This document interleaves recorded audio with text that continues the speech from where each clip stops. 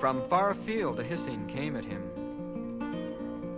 With dull horror, he intuits it is either the Vancouver Hotel or the Burrard Building in the process of collapsing. He couldn't even turn around for a look. Paralyzed, he didn't dare move. Even one step might throw him off the pan. A backwash of dust raced at ground level toward him until it billowed up into his eyes, his ears, his nose, mouth. He put his hands over his face, coughing. He couldn't breathe. He was being submerged, surely and precisely. The dust seemed like a fire, which burned into his mouth and eyes, to ooze along greased telephone cables into his seared brain. He stood with his feet braced against the floor of the world, while debris from the falling rocks washed onto his pan and threatened to disbar him. His feet there literally grew into roots.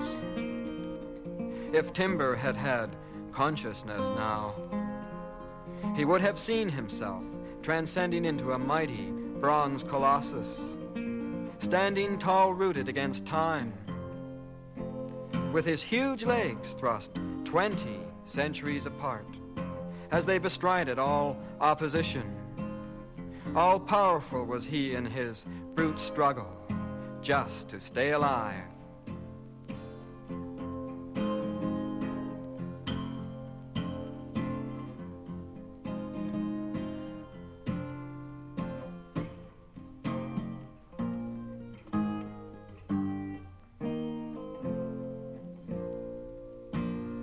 The quake was 2.5 minutes. Now it began to change. As in the dream fantasy, abruptly the world fell apart into a sweet, silent, and sinister, eerie calm. In this weird world of strength, buildings and trees shifted about most eerily back and forth in silence, all around him. He felt somehow strangely enwombed by this. Except for the uncanny, rhythmical shifting of his environment, everything about the earthquake seemed over. Oh, there were maybe 1 or 2 definitive chinks of swallowing rocks galling themselves.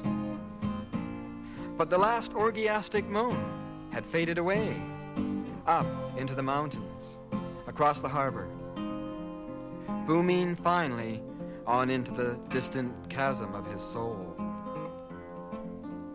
Gone. Bad breath? And ether salts? Sulfur.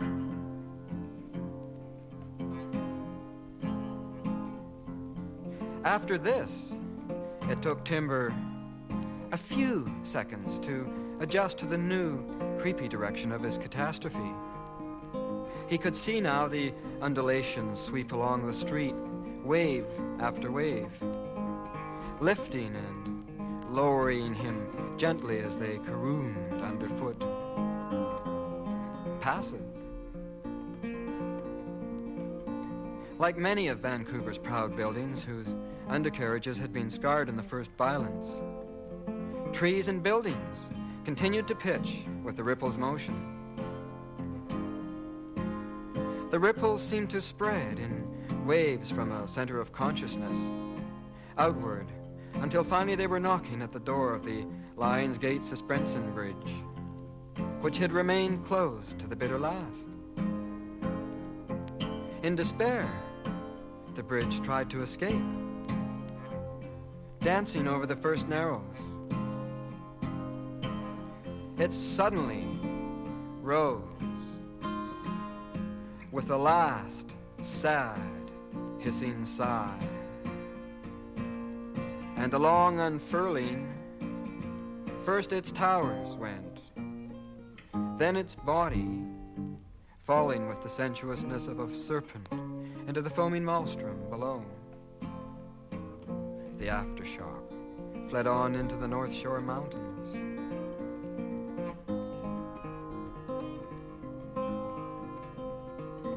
Meanwhile, the rippling city stopped. The laughter died away. A last bored chuckle. A last flutter of broken concrete falling onto broken bodies. Silence. No screams. No sounds. No motion. The more it snows, tiddly-pum, the more it ho-hum. Bother.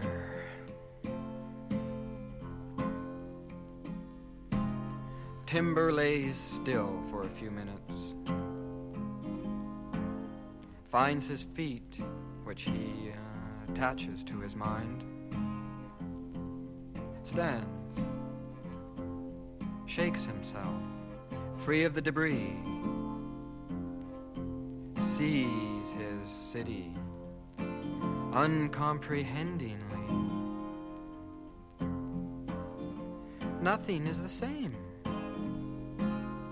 The whole world is weirdly insane. The only thing fair about it is a clock on a billboard a measly 50 yards back. It is still there, honor-bound for duty. It says precisely 17 minutes and 32 seconds after 4 o'clock.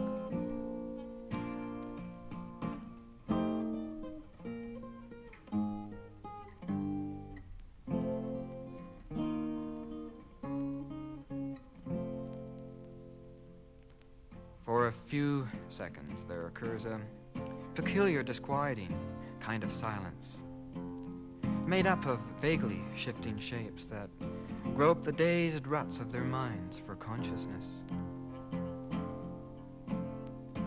And they seem to move as if in cobwebs, or shock possibly. Bodies, robed figures bent like priests who feel and stumble about blindly in the dust while their minds are temporarily somewhere else. And then, somehow, some genes rapidly turning over maybe. Anyway, these shapes begin to readjust themselves to the surprise that they are still alive. One by one, as timber stands back and reels in smoky confusion, these beings that move about like bent priests and nuns' hoods begin to return from limbo, the shock state. Pain of catastrophe is heard. And now are heard the first hesitant, testing, hysterical, and utterly surviving shrieks of the survivors.